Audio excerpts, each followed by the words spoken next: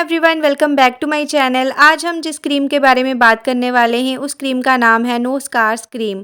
हर दूसरा बंदा इसको फेयरनेस क्रीम समझ के यूज़ करता है। इसका नाम तो आप सबने सुना ही होगा, लेकिन क्या ये सच में काम करती है? क्या ये हमारी स्किन के लिए सेफ़ है? ये सारी जानकारी मैं आपको इस वीडियो के थ्रू देने वाली हूँ, तो मेरी वीडियो को एंड तक ज़रूर देखिएगा, बिल्कुल भी स्किप मत करिएगा।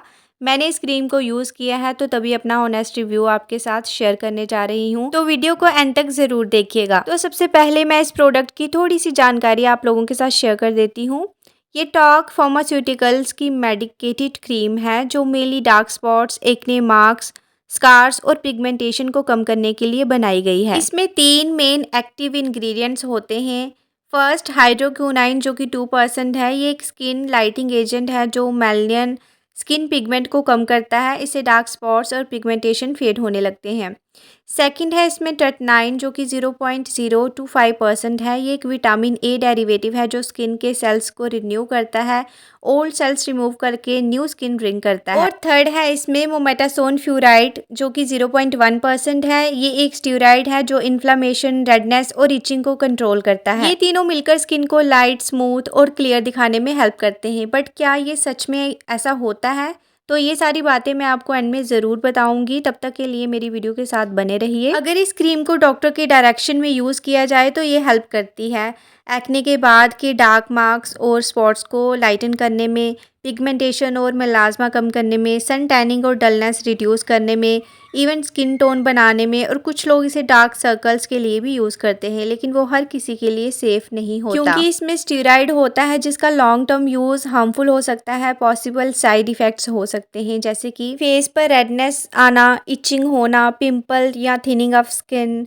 लॉन्ग टर्म यूज़ करने से स्किन वीक होने लगती है, सेंसिटिव हो जाती है, बर्निंग सेंसेशन होता है, स्किन पीलिंग हो जाती है या ड्राइनेस होता है।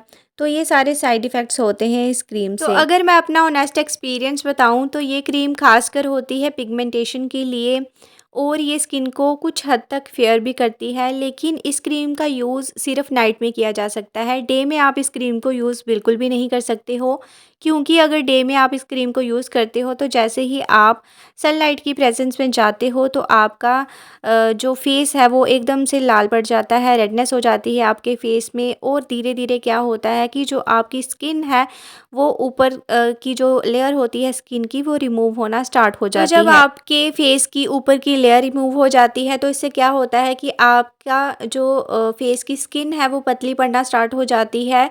तो इससे क्या होता है कि जल्दी कोई भी यूवी रेस इसको हार्म कर सकती है। आप जैसे ही धूप में जाओगे आपकी स्किन एकदम से ख़राब हो जाएगी। तो आप इस क्रीम को अगर यूज़ करना चाहते हैं तो आप नाइट में करें, लेकिन बिल्कुल पी साइज़ अमाउंट में यूज़ करें। बिल्कुल थोड़ा सा यूज़ करना होता है आपको फेस वॉश के बाद।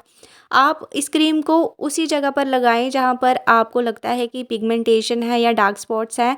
आप पूरे फेस पर इस क्रीम को अप्लाई नहीं कर सकते हो। अगर आप पूरे फेस पर इस क्रीम को अप्लाई करते हो तो इसके साइड इफ़ेक्ट बहुत ज़्यादा होंगे। तो मैं आपको यही सजेस्ट करूँगी कि आप इस क्रीम को वहीं पर अप्लाई करें यहाँ पर आपको लगता है कि पिगमेंटेशन है, मेलास्मा है या स्कार्स हैं या फिर कोई डार्क स्पॉट्स हैं, तो आप वहीं पर इस क्रीम को अप्लाई करें, पूरे फेस पर अप्लाई नहीं करना है। तो अब बात करती हूँ कि क्या इस क्रीम से कुछ भी असर होता है आपके फेस पे। तो मैं आपको बता दूँ कि अगर आपके फेस पे कोई पिगमेंटेशन है तो वो कुछ हद तक लाइट हो जाती है।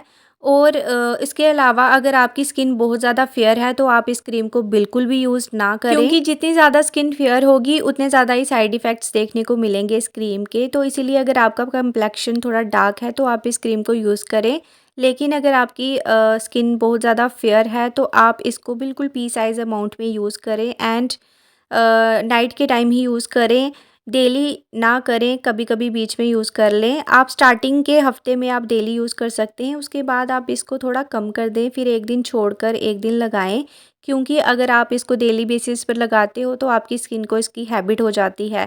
तो अगर किसी भी क्रीम की हैबिट हमारी स्किन को हो जाती है तो उससे हमारी स्किन पर बहुत ज़्यादा साइड इफ़ेक्ट्स हो सकते हैं। अगर आपकी स्किन बहुत ज़्यादा डार्क है तो आप इस क्रीम को डेली बेसिस पर यूज़ कर सकते हैं नाइट के टाइम, बट आपको पी साइज़ अमाउंट में ही यूज़ करना है। पूरे फेस पर भी अप्लाई कर सकते हो। अगर आपका जो है कम्प्लेक्शन बहुत ज़्यादा डार्क है। लेकिन अगर फेयर है तो आप इसको पी साइज़ अमाउंट में वहीं पर अप्लाई करें, यहाँ पर आपको लगता है कि दाग धब्बे हैं, डार्क स्पॉट्स हैं, वहीं पर अप्लाई करें, उससे ज़्यादा आपको अप्लाई नहीं करना है।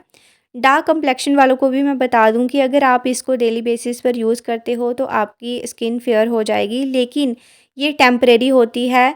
आप जब तक इस क्रीम को यूज़ करोगे तब तक ही आपकी स्किन जो है वो फेयर रहेगी, लेकिन जब आप इस क्रीम को छोड़ दोगे तो तब आपकी जो स्किन है वो पतली पड़ जाएगी और धूप में जाने से बहुत ज़्यादा साइड इफ़ेक्ट होंगे। तो मैं बहुत डार्क वालों को फेयर वालों को दोनों को यही बोलना चाहूँगी कि अगर आपके फेस पर पिगमेंटेशन है, डार्क स्पॉट्स है, मेलाज़्मा है, तो तभी आप इस क्रीम को यूज़ करें और सोने से पहले यूज़ करें। थोड़ा-सा आपको यूज़ करना होता है फेस वॉश करने के बाद, और आप देखोगे कि आपके जो फेस पर रिज़ल्ट्स हैं वो विज़िबल होंगे। आपकी पिगमेंटेशन लाइट होना स्टार्ट हो जाएगी, आपके डार्क स्पॉट्स भी लाइट होना स्टार्ट हो जाएँगे। लेकिन मैं फिर से यही बात बोलना चाहूँगी कि कोई भी क्रीम को अपनी हैबिट मत बनाइए। अगर आप कोई भी क्रीम पिगमेंटेशन वगैरह के लिए यूज़ कर रहे हैं तो उसको आप स्टार्टिंग में आप डेली बेसिस पर यूज़ करें, उसके बाद आप धीरे-धीरे उसको कम कर दें, और जब आपके जो डार्क स्पॉट्स हैं वो ठीक हो जाएँ तो फिर आप उस क्रीम को छोड़ दें।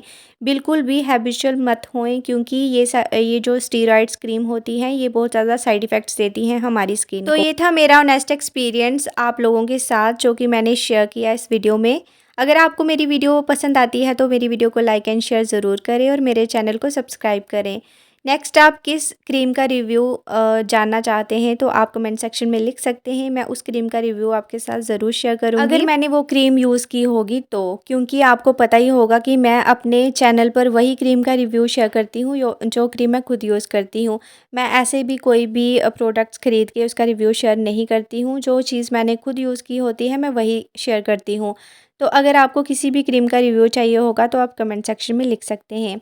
तब तक के लिए बाय बाय, मिलती हूँ नेक्स्ट वीडियो में एक नए प्रोडक्ट के साथ।